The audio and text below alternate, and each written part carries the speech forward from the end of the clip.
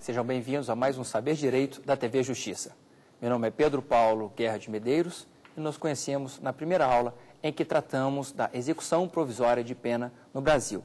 Na aula que nós vimos, a primeira delas, nós falamos a respeito dos elementos que caracterizam a execução provisória de pena. Falamos a respeito de prisões, prescrição, direito a recorrer, presunção de inocência, efeito substitutivo do recurso. E hoje, na nossa segunda e última aula desse assunto, nós analisaremos o entendimento emanado do plenário do Excelso Supremo Tribunal Federal quando julgou o habeas corpus 84078 de Minas Gerais. Nesse julgamento, o Supremo Tribunal Federal analisava exatamente essa questão que nós vimos na primeira aula a respeito da execução provisória de pena. Pois bem, participem conosco, envie seu e-mail para saberdireito@stf.jus.br saberdireito@stf.jus.br. Pois bem, continuando o que falávamos na primeira aula, ainda a respeito do que é a execução provisória de pena, é necessário nós lembrarmos que o direito a recurso é um direito fundamental do cidadão, previsto em pactos e tratados internacionais de direitos humanos e na própria Constituição da República Federativa do Brasil, em especial no processo penal, porque no processo penal, sim, há esse direito a recurso, isso é indiscutível. Pois bem, e com relação a recursos, há uma característica inerente aos recursos em geral que não podemos nos esquecer, que é o efeito suspensivo de alguns recursos. O que é o efeito suspensivo? Algumas pessoas dizem que o efeito suspensivo suspende a decisão na qual se está recorrendo. Não, não é verdade. A decisão está ali, é válida, os efeitos dela é que podem eventualmente não valerem, ou seja, são suspensos os efeitos da decisão, caso o recurso tenha efeito suspensivo. Em regra, os recursos de apelação, recurso em sentido estrito, têm esse efeito suspensivo. Portanto, a decisão proferida, da qual eu estou recorrendo, não surte efeitos desde logo, enquanto está sendo julgado o recurso por mim interposto, ou oposto, dependendo de a autoridade a quem eu dirigi. Pois bem, mas e os recursos endereçados aos tribunais superiores? Eles têm efeito suspensivo? Por que é que eles têm ou não têm? Porque imagine, como eu já dizia a vocês, os recursos são vários e eu posso me utilizar deles o quanto eu quiser. É um direito fundamental que eu tenho. Mas, em contrapartida, a coletividade enseja, ela exige que o Estado tenha eficácia em suas decisões, senão ele perde autoridade e confiabilidade. Pensando nisso, o legislador fez com que alguns recursos, chamados excepcionais, porque não são os recursos ordinários, apelação, recurso em sentido estrito, mas recursos excepcionais que são endereçados a tribunais superiores, eles não tenham efeito suspensivo. Por quê? Para dar eficácia às decisões judiciais, para evitar que eu fique procrastinando, recorrendo, e a decisão demore a surtir efeitos, ou seja, ser cumprida. Eu estou me referindo ao processo penal, mas eu posso levar essa discussão ao processo civil. Imagine você ganhar uma ação, uma casa, um carro, dinheiro, e demorar 10, 15 anos para receber. Você ganha, mas não leva. E a efetividade? E a eficácia? As pessoas deixam de acreditar no Poder Judiciário. E as pessoas têm que acreditar no Estado, senão nós perdemos a paz social.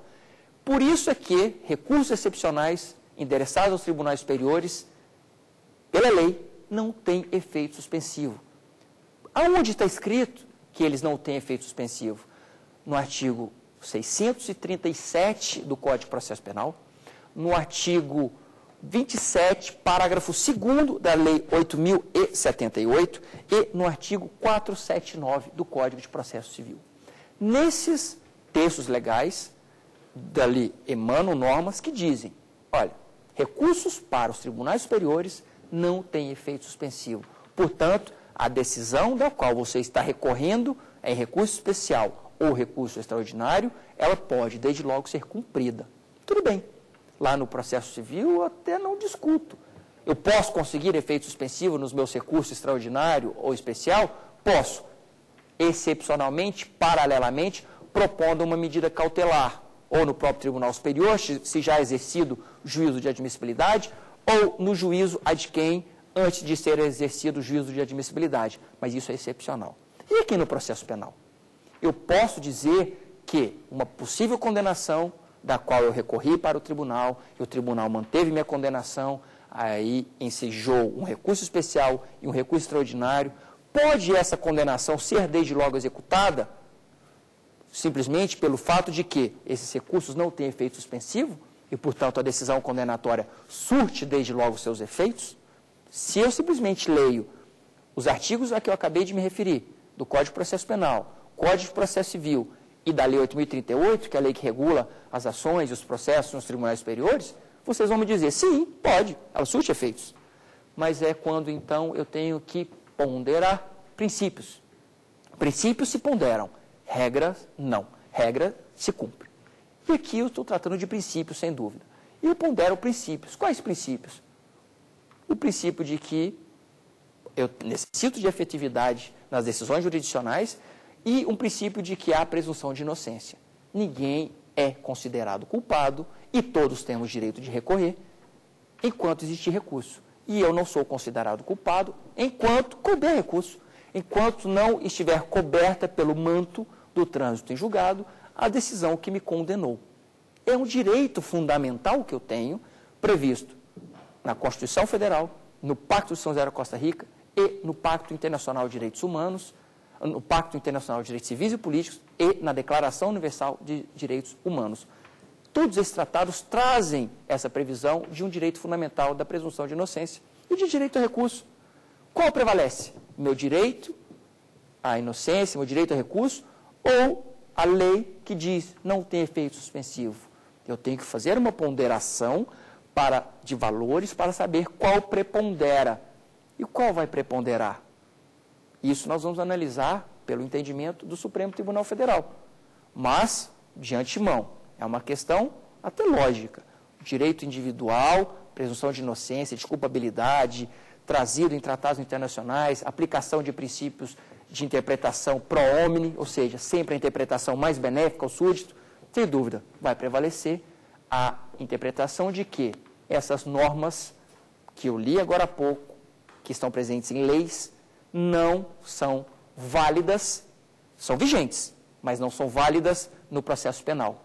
Porque o acusado, no processo penal, ele é sujeito de direito fundamental que prevalece diante dessa previsão de que não tem efeito suspensivo os recursos especial e extraordinário. Não se aplica ao processo penal, porque o artigo 5º, 57 da Constituição diz: ninguém será considerado culpado até o trânsito em julgado da sentença penal condenatória. E direito fundamental semelhante está a Declaração Universal de Direitos do Homem, Pacto de São José da Costa Rica e Pacto Internacional de Direitos Civis e Políticos. Pois bem, então eu tenho direito a recorrer e não ser obrigado a me submeter a uma prisão penal? Sim, enquanto eu estiver recorrendo, eu não sou obrigado a cumprir prisão penal, porque aquela decisão que me condenou e me aplicou uma prisão penal não deve ser cumprida desde logo enquanto eu estou recorrendo. Pois bem, exposto isso, eu indago e desde logo respondo o seguinte: pois bem, eu fui condenado, estou recorrendo, ou fui condenado a uma pena de 5 anos, quero abaixar para 4 anos, e o Ministério Público quer aumentar para 6. Recorremos ambos. E eu sei que ser absolvido é muito difícil, eu sei das minhas chances. A única coisa que eu quero é diminuir minha pena. E hoje eu estou novo, tenho 25 anos, não é o meu caso, mas poderia ser, e eu quero iniciar desde logo o cumprimento da minha pena. Eu estou recorrendo para diminuí-la, mas eu quero começar a cumprir. Se ao final ficar 5, que já está, ou 4, ou 6, eu já estou começando a cumprir. Tudo bem. E eu quero, então, iniciar o cumprimento da minha pena. Essa pena que eu quero iniciar o cumprimento não é uma prisão penal? É. Eu vou executar minha pena.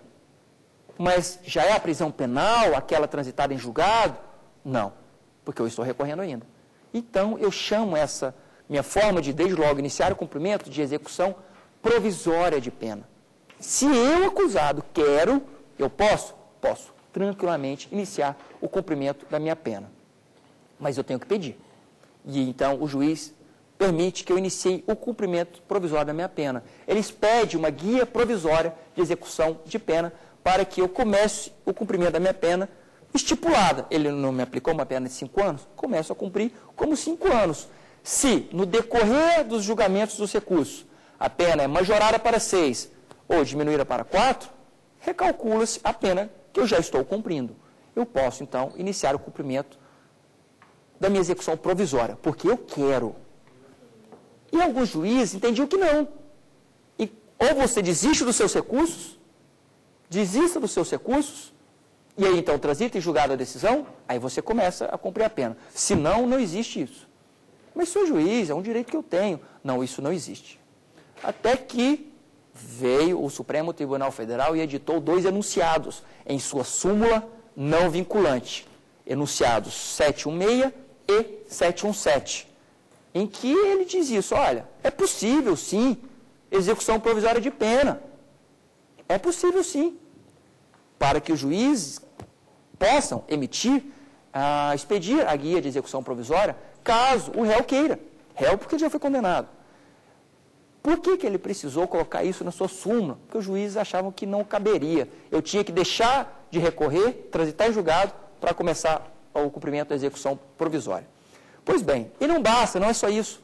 Há também uma resolução do Augusto Conselho Nacional de Justiça, é a resolução número 19, em que o próprio Conselho Nacional de Justiça regula. Ele diz, olha, você quer começar a cumprir provisoriamente sua pena? Você pode. E ele, então, editou essa resolução número 19. Certo? Então, há possibilidade? Há.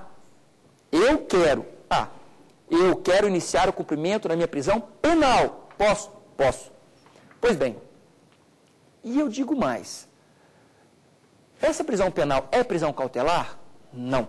E é isso que nós falamos na aula passada. Prisão cautelar não é prisão penal.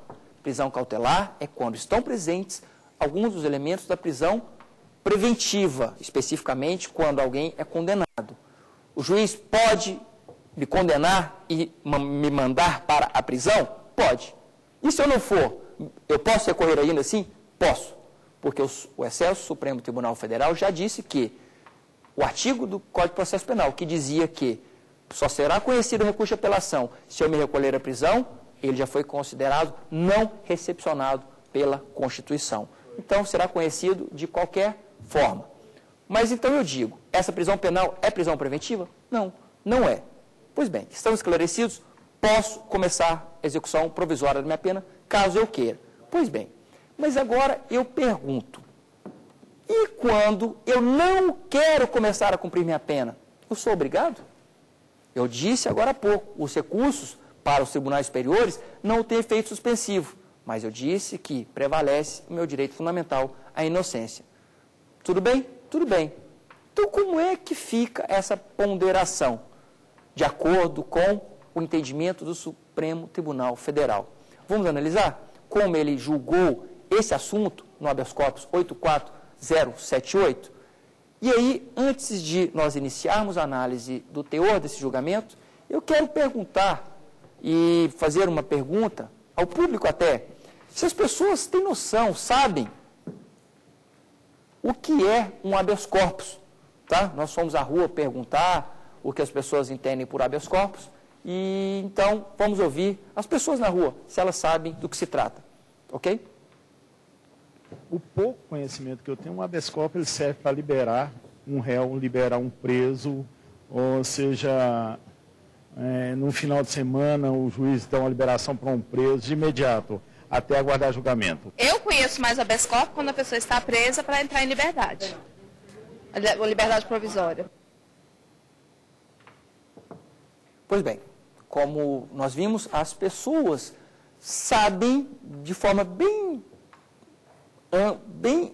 por cima do que o que é um habeas corpus. Na verdade, o habeas corpus é um remédio constitucional, e aí nós não vamos falar da origem, mas é um remédio constitucional que eu me utilizo quando eu vejo um direito fundamental, previsto na Constituição, em tratados internacionais de direitos humanos, sendo violentado. Qual o direito fundamental?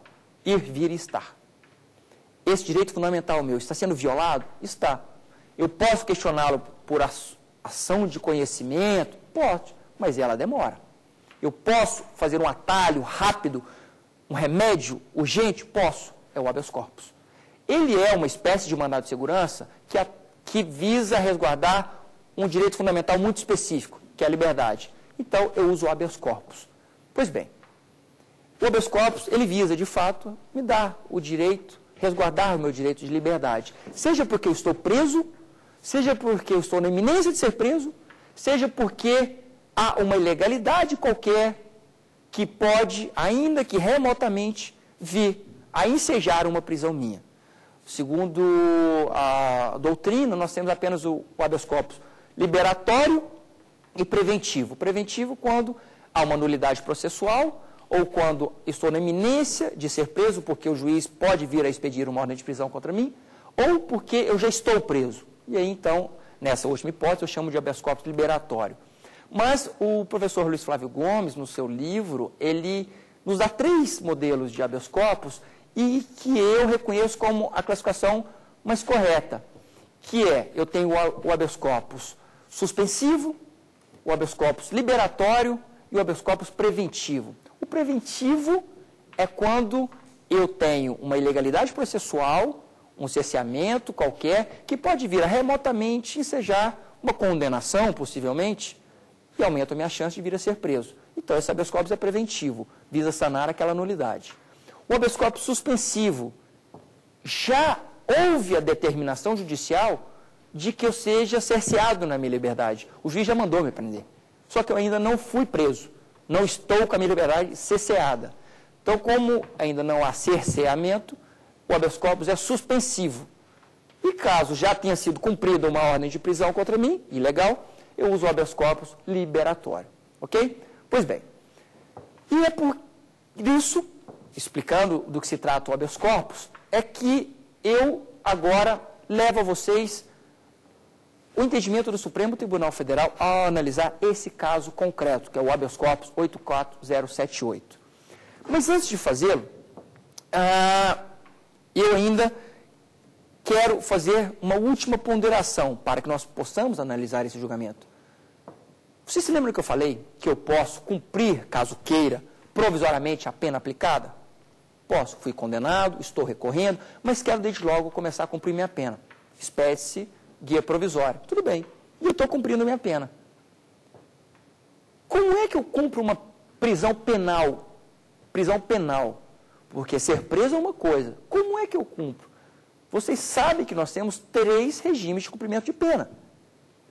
E aí, então, eu quero ouvir a pergunta que eu sei que existe, de um rapaz que nós entrevistamos na rua, que, salvo engano, ele quer exatamente saber desse assunto. Então, eu quero ouvir a pergunta dele para nós entrarmos exatamente nesse tema, que é, quando eu estou cumprindo uma pena provisoriamente, ou mesmo definitivamente, qual é a forma pela qual eu cumpro? Como é que eu fico preso?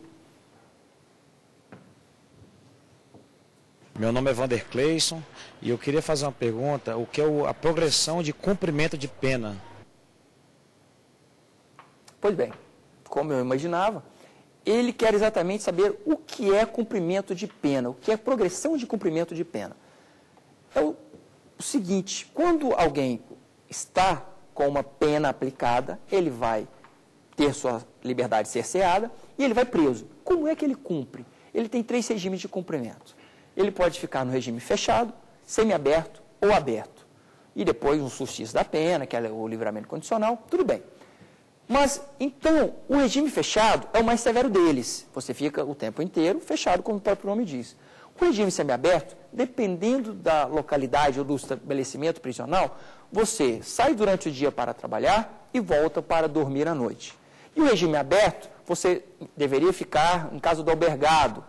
Também tem que saber se na sua localidade eles têm casa do albergado. Se não tem, o Supremo Tribunal Federal já tem dito que você tem direito à prisão domiciliar, se você está no regime aberto e na sua cidade não há casa do albergado. Pois bem, mas o importante é nós sabermos que há 3 níveis de cumprimento, cada um menos severo que o outro, que visa o quê?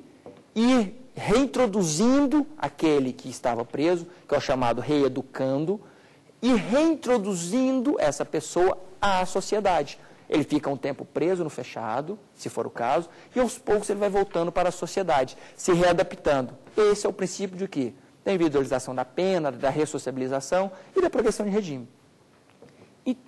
Então, olha só, eu posso progredir de regime de cumprimento de pena quando eu estou preso? Tranquilamente. Qual é a regra?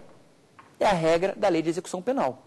Eu cumpro 1/6 da minha pena, que foi aplicada, no regime inicial, seja fechado, seja semiaberto, o juiz aplicou um regime de cumprimento inicial, eu cumpro 1/6 da minha pena, se eu tiver 1/6 cumprido, que é o requisito objetivo, e tiver bom comportamento carcerário, requisito subjetivo, então eu progrido para o regime mais favorável, com 1/6 de cumprimento. Tudo bem? Eu posso progredir? Posso tranquilamente. Esse 1/6 é calculado como? Com base na pena total que eu estou cumprindo. Questão de prova. Eu fui condenado por 10 homicídios, concurso material, somaram-se todas as penas, 100 anos de pena. Quando eu for cumprir a pena, tudo bem que é crime hediondo, vamos esquecer que seja crime hediondo, vamos pensar furto. Fui condenado por 100 furtos em concurso material, apenas uma hipótese para fazer a conta, que não é crime hediondo. E então eu peguei 100 anos. Esse 1/6 para eu progredir, eu comecei a cumprir no regime fechado. Esse 1/6 para eu progredir, eu vou calcular sobre os 100 anos ou sobre o máximo de pena que alguém pode cumprir no Brasil fisicamente, que são 30 anos, todos sabemos. Eu calculo sobre 100 ou sobre 30? Sobre os 100. Eu calculo sobre a pena aplicada, eu progrido sobre a pena aplicada. E eu vou ficar preso fisicamente 30, mas as progressões são sempre pela pena total aplicada.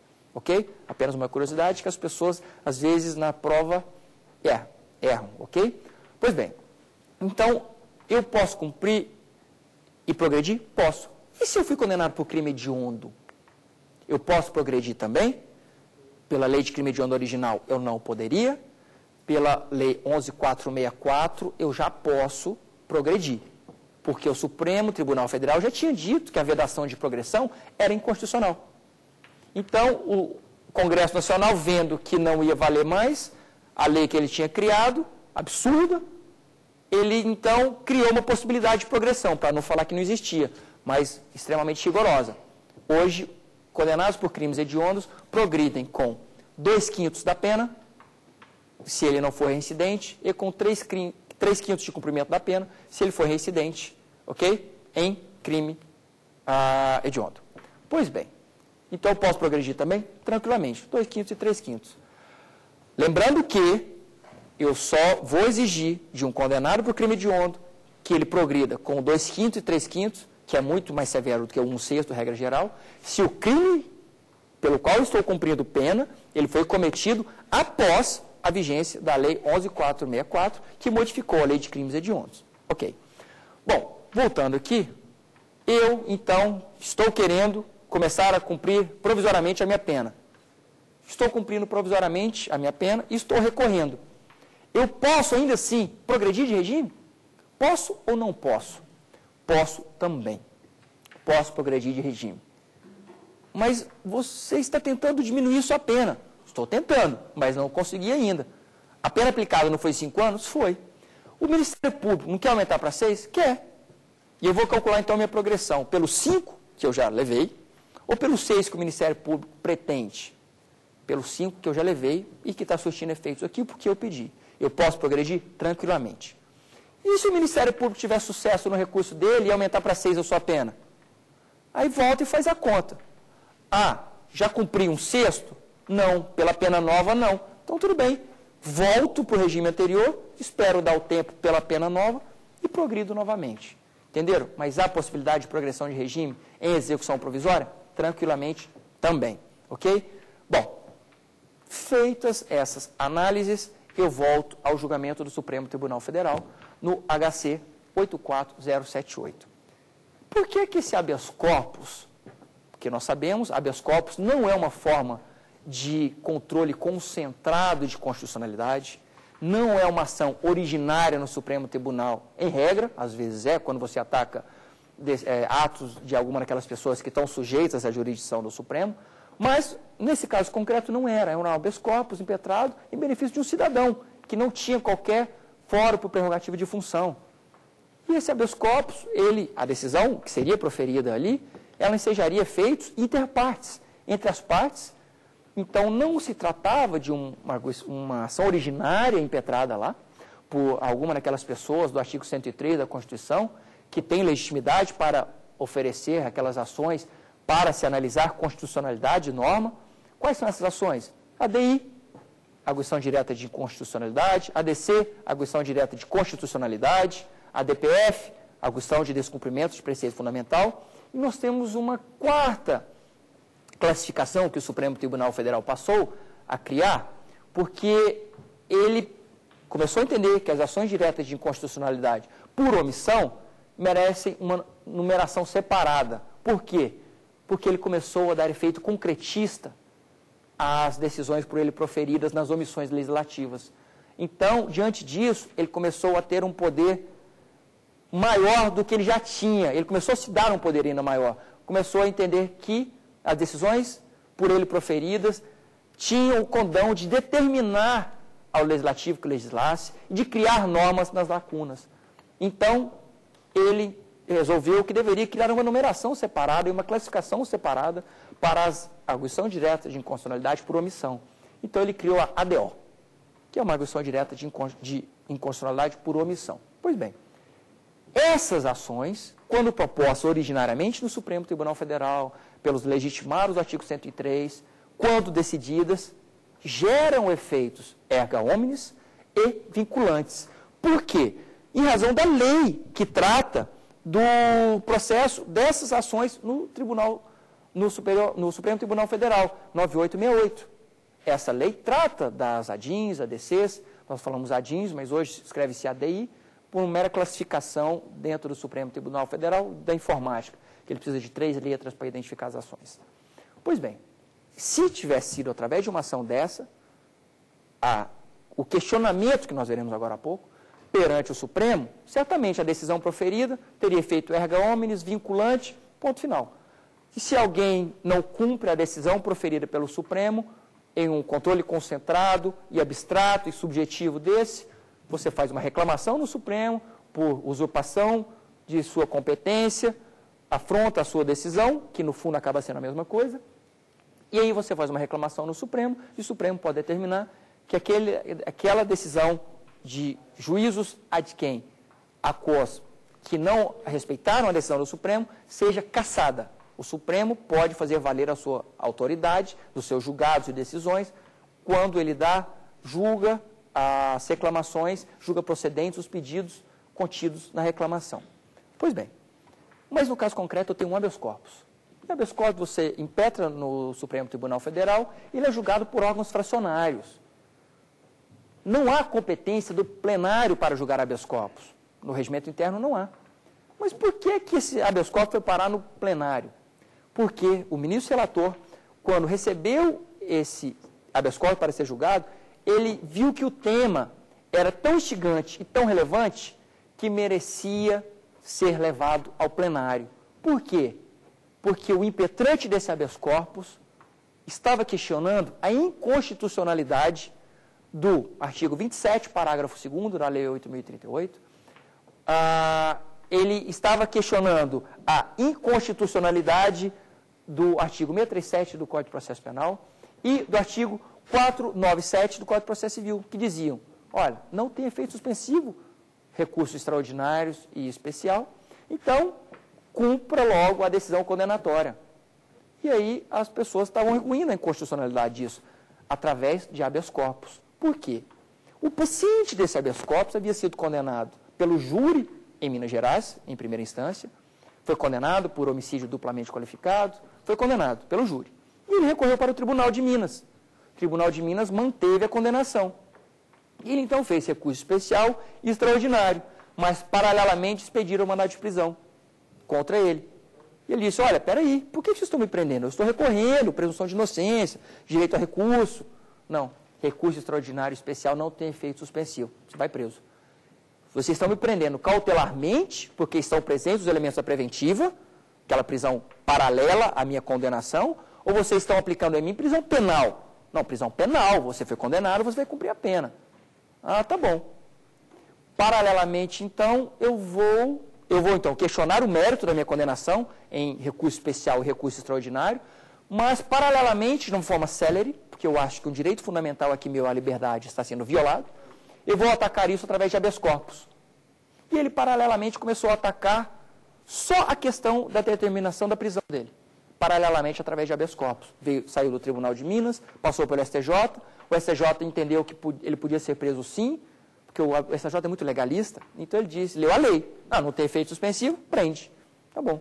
E ele então, da decisão do STJ, ele fez um habeas corpus originário no STF, contrato do STJ, em que ele questionava a inconstitucionalidade disso. Olha, o artigo 5º da Constituição, inciso 57, diz que eu só sou obrigado a cumprir prisão penal, porque lá já me disseram, essa prisão que estão querendo impor a mim não é cautelar, é penal. Eu só sou obrigado a cumprir prisão penal quando o trânsito está em julgado. E não transitou, eu estou recorrendo, olha aqui. E aí, então, o relator, quando recebeu esse habeas corpus no STF, disse, olha, a questão aqui é de arguição de inconstitucionalidade de uma norma. De forma difusa, não é concentrada, porque ele está arguindo isso desde lá de baixo. Forma difusa, num caso concreto, específico.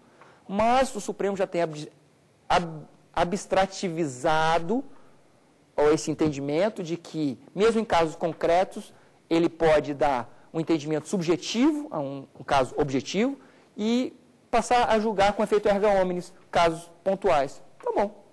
Ele, então, em razão da relevância e da pertinência temática, levou o caso para ser julgado pelo Pleno. Vamos decidir isso todos juntos? O ministro relator pensou, vamos. Então, ele levou ao plenário. Olha, então, vamos julgar esse habeas corpus aqui no plenário. Então, o ministro relator proferiu o voto dele, isso em 2004.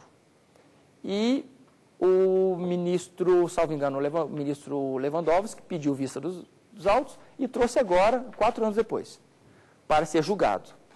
E então, finalizaram o julgamento desse habeas corpus, quando 4 ministros, que são os mais legalistas, os menos afeitos à liberalidade, são mais concentrados na lei, mais no sistema da lei e ordem, ministra Carmen Lúcia, ministra Ellen Grace, ministro Joaquim Barbosa, eles entenderam que, e o ministro Menezes de Direito, eles entenderam que é possível sim a execução provisória de pena. Já os outros ministros entenderam que a execução provisória de pena não pode subsistir no Brasil. Por quê? Porque, sem dúvida, é inconstitucional o artigo 27, parágrafo 2º da Lei 8.038. Por quê? Porque, apesar de vigente, é incompatível com o quê? Com os direitos fundamentais do homem, que prevêem o quê? Presunção de inocência e presunção de não culpabilidade. Diante disso, é que o Supremo Tribunal Federal finalmente reconheceu que os direitos fundamentais previstos na Constituição, tratados internacionais, prevalecem diante da previsão legal de que os recursos não terão efeito suspensivo. E aí eu faço uma lembrança. Com relação ao artigo 27, parágrafo 2º da Lei 8.038, é um caso de inconstitucionalidade, porque ele é incompatível com a Constituição, e a Lei 8.038 ela é de 90. Então, ela apareceu no mundo jurídico depois da Constituição. Então, é uma questão de inconstitucionalidade mesmo. Mas e com relação ao artigo 637 do Código de Processo Penal, que é anterior à Constituição de 88, e que também diz que não tem efeito suspensivo?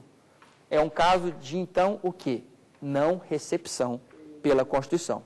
De qualquer forma, o Supremo entendeu, por maioria e não por unanimidade, que a execução provisória de pena no país, para obrigar alguém a cumprir prisão penal, não existe no país.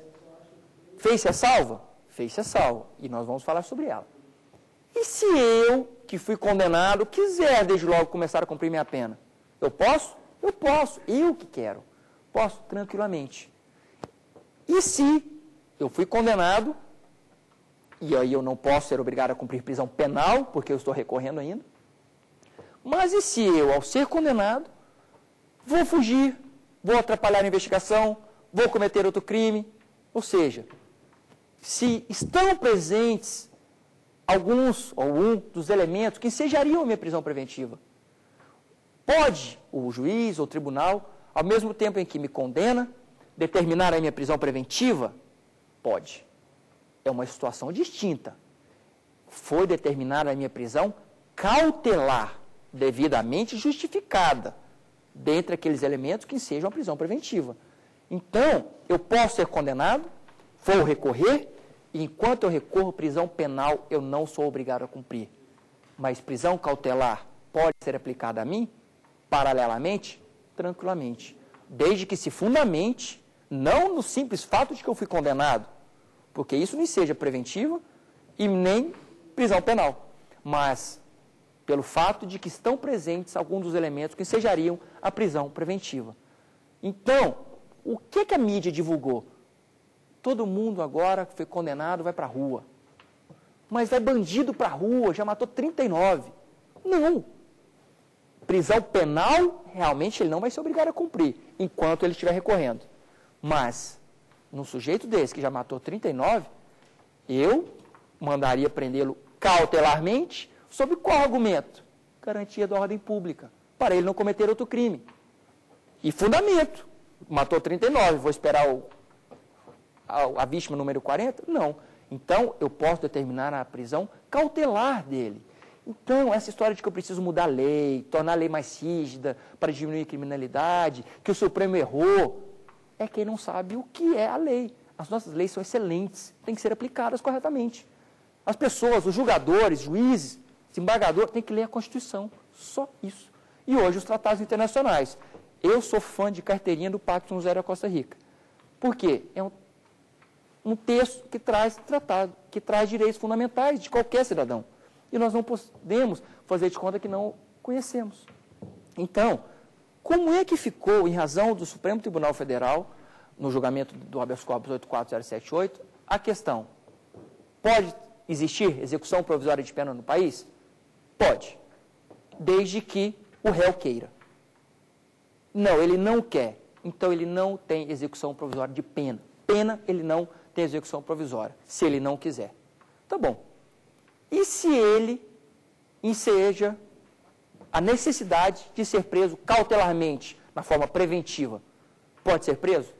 Pode. Então, como ficou? Existe execução provisória de pena no país? Cogente, ou seja, obrigatória? Somente se estiver presente alguns dos elementos que ensejariam a prisão preventiva. Mas, na verdade, mesmo que ele esteja preso preventivamente e condenado, aquela prisão dele não é prisão penal. É prisão o quê? Cautelar. É prisão cautelar. Estamos certos aqui? Tá. E aí eu faço uma pergunta.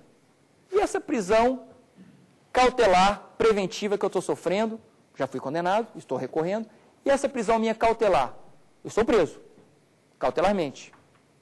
Há 4 anos, 5 anos, porque como eu disse, quando eu começo a fazer recurso para os tribunais superiores, eu enrolo 10, 15 anos.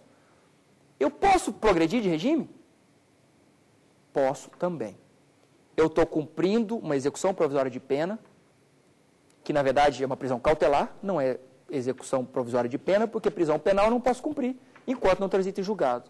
Mas, como estava presente os elementos que sejariam a preventiva, eu estou preso cautelarmente. Já estou cumprindo pena. Por quê? Porque o tempo que eu estou preso cautelarmente vai ser detraído de quando eu começar o cumprimento da minha pena, o dia que transitar em julgado. Eu posso pedir, então, progressão de regime? É claro que eu posso progredir de regime, porque, querendo ou não, apesar de ser prisão cautelar, eu já estou preso por um tempo de 2, 3, 4, 5 anos. E qual que é o máximo que eu vou ficar preso? Na pior das hipóteses, pelo tempo da pena que eu já recebi e da qual eu estou recorrendo. Então, com base nessa pena, eu posso pedir progressão de regime tranquilamente. Ah, mas é um bandido. Como é que você vai deixar ele progredir de regime? Se ele não tem bom comportamento carcerário, ele não vai progredir. E mais, você não faz justiça tirando os direitos fundamentais das pessoas. Ele é bandido? Cumpriu um sexto ou 2/5, se for crime hediondo, depois da modificação, Cumpriu, cumpriu. Tem bom comportamento carcerário? Tem. Está preso cautelarmente? Está, porque ele ainda está recorrendo. Mas eu tenho que entender que essa prisão cautelar dele é também uma prisão que? Penal, sem dúvida. E eu, então, permito a ele que progrida de regime tranquilamente. Não há problema. Ainda que não tenha transitado em julgado a decisão. Senão, eu cometeria a loucura de dizer, para de recorrer, desiste de todos os seus recursos para poder progredir. Perca um direito fundamental seu, desista de um direito fundamental seu para ter outro, que é de progressão de regime. Isso não pode acontecer. Então, tenho o direito a progredir? Tranquilamente, tenho também. E ainda a respeito do julgamento que aconteceu no Supremo Tribunal Federal, nesse habeas corpus, ficou muito interessante os votos proferidos pelos ministros, apesar de que hoje só está disponível o do ministro relator, que é o ministro Eros Grau, é o único que está disponível, porque os outros estão elaborando os seus votos, em que alguns diziam, olha, há recursos demais no país, se nós formos dizer que não pode ter execução provisória de pena obrigatória, nós vamos cair em descrédito perante a sociedade, porque há milhares de recursos. Tudo bem, é válido, mas foi quando então o ministro Eros Grau disse, olha, se for para nós esquecermos os direitos fundamentais, devido ao processo legal, e sair fazendo justiça para a sociedade, cada um pega o seu tacape na mão, o seu bastão e vá para a rua fazer justiça.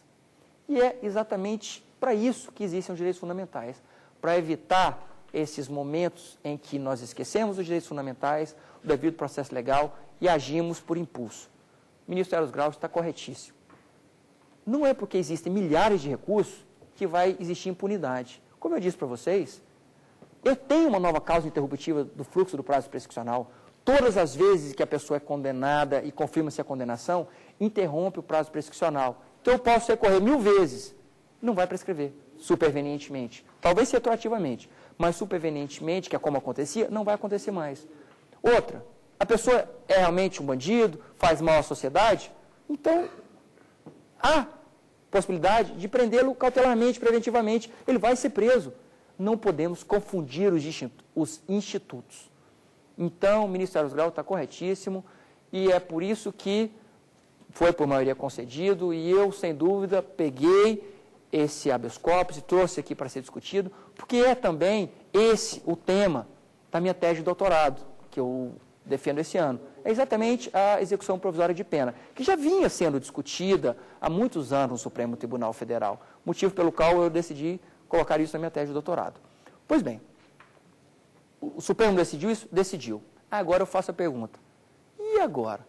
Essa decisão vincula o Poder Judiciário brasileiro? Porque, na verdade, a decisão foi proferida num habeas corpus, não foi proferida numa DI, numa DC, numa DPF ou numa DO. Vincula ou não? Tem efeito vinculante ou não? Pode um juiz decidir diferentemente ou não? Vamos responder por partes. Esse julgamento ocorreu no dia 5 de fevereiro de 2009. Logo na semana seguinte, no dia 12, o plenário do Supremo decidiu o seguinte, olha, quando chegarem habeas corpus aqui sobre esse tema, todos os ministros aqui podem decidir sozinhos, monocraticamente. Já decidimos, já sabemos qual é o entendimento majoritário, mesmo esses 4 que não concordavam, vão se submeter ao nosso entendimento, e vocês decidam monocraticamente, ou seja, apliquem o nosso entendimento. Tudo bem, tudo bem. Foi a ordem que foi dada ali para todo mundo, entre eles. Ordem não, autorização, perdão, autorização. Pois bem, agora eu pergunto, e os órgãos aquós, ou seja, abaixo do Supremo, têm que cumprir exatamente o que foi decidido? Aí nós temos que fazer a seguinte ressalva. Em tese, não. Por quê? Foi decidido num caso concreto, efeito erga omnes, e não foi em ADI, ADPF, ADO ou ADC. E a lei 9868 só diz que tem efeito vinculantes, esses controles concentrados nas ações originárias, e a Constituição diz que as decisões proferidas nessas ações originárias têm efeito vinculante. Ou então, a própria súmula vinculante. Mas não é esse o caso. Mas, pelo que eu acabei de dizer para vocês, que o próprio plenário diz que todos os ministros podem decidir sozinhos, porque já está decidida a questão, eles entenderam que lá dentro a decisão vincula. Daí nós já começamos a ter uma justificativa. E nós temos que voltar um pouquinho lá atrás. Vocês se lembram quando o Supremo Tribunal Federal julgava o habeas corpus 82229, em que ele questionava o quê? A inconstitucionalidade da progressão de regime prevista aonde? Na Lei de Crimes Hediondos, no habeas corpus 82959, ele dizia, olha, a Lei de Crimes Hediondos veda a progressão de regime. Isso é inconstitucional. Mesma história, chegou um habeas corpus sozinho para questionar um caso concreto, o ministro, o relator, achou que a pertinência temática valia, porque estavam arguindo a inconstitucionalidade da norma da Lei de Crimes Hediondos, e levou para o plenário. Ó, vamos decidir isso aqui de uma vez por todas? Que cada um decide de um jeito? Vamos. E decidiram. O plenário decidiu que era inconstitucional aquele artigo da Lei de Crimes Hediondos. Tá bom. Só que ele decidiu da mesma forma no habeas corpus. E aí? Tem efeitos vinculantes ou não tem? Proferiu num dia. No dia seguinte, isso questionava uma decisão de São Paulo. No dia seguinte, um sujeito lá no Acre, em Rio Branco, protocolou um pedido de progressão. Ele estava condenado por crime hediondo. Juiz, quero progredir. Já cumpriu um sexto. Aí o juiz, não, você está doido? A Lei de Crimes Hediondos diz que não pode. Ele, não, mas o Supremo decidiu ontem que pode. Ele diz que é inconstitucional esse artigo. Então, ele não é válido. Ele é vigente, mas não é válido, porque é incompatível com a Constituição. Dupla incompatibilidade vertical, porque ele é incompatível com a Constituição e com tratados internacionais de direitos humanos.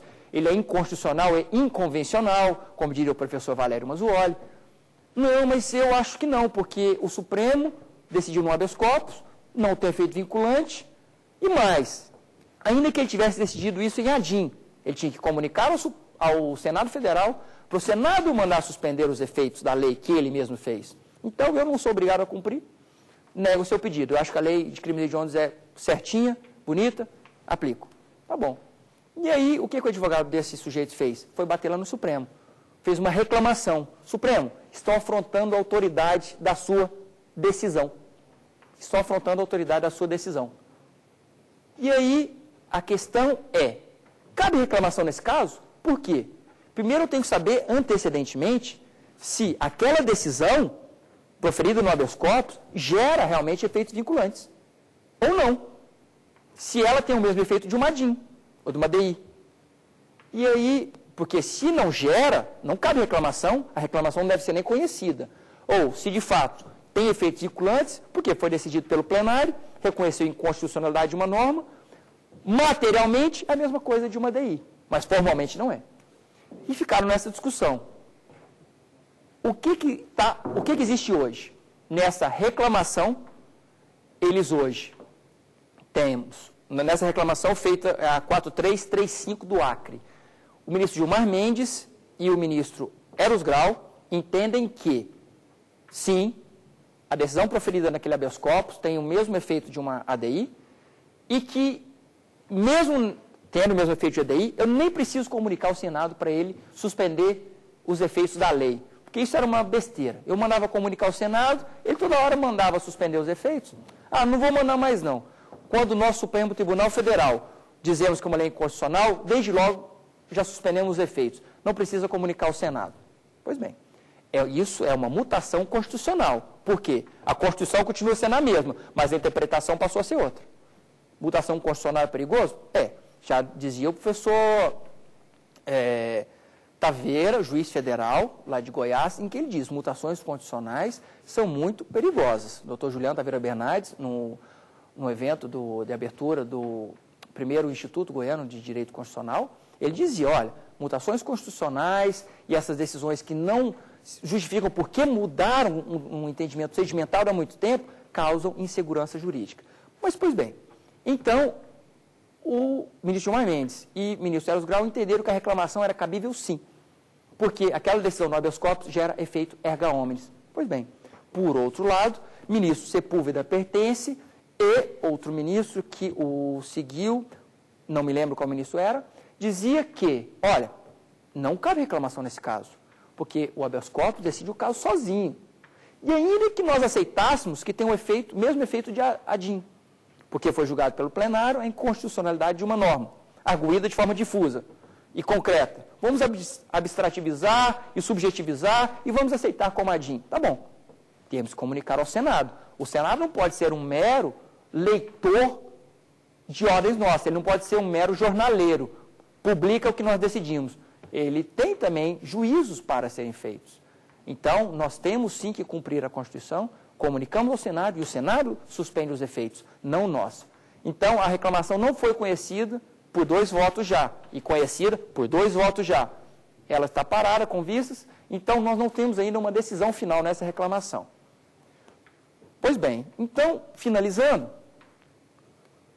com base nisso que foi decidido pelo Supremo, eu pergunto, essa decisão do Supremo, no HC 84078, vincula?